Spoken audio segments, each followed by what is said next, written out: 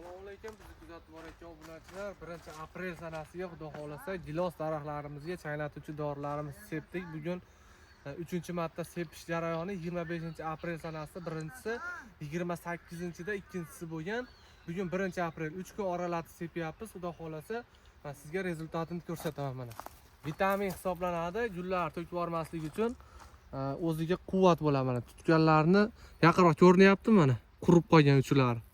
Ko'ryapsizlarmi do'stlar? Mashinlar changlanib, mevani ushlagan xudo xolasa mana. Bu 2-marta sepishimiz, bugun 3-marta. Xudo xolasa mana. Bu taraflarda ham tele olib kelib ko'rsatinglar.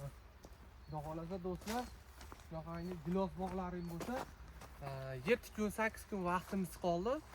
Shu jarayon ichida changlatib olsalaring, vitaminlarni berib, ozuqalantirib olsalaring gullardi. Asalarilar changlantirib, shamol yo'nalishi changlantirib beradi. Xudo xolasa hammalaringga manfaatli bo'lsa, Gana Plus sepyapmiz o'zimizga. Unga qo'shimcha borzik aralashtirib, kalsiy ham qo'shyapmiz.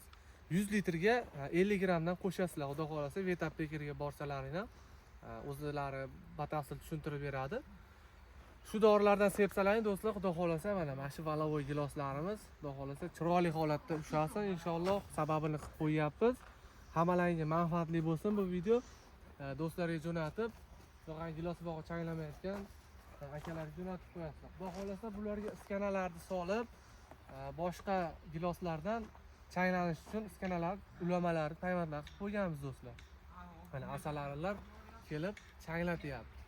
Xudo xolasa bizni kuzatishda davom etinglar.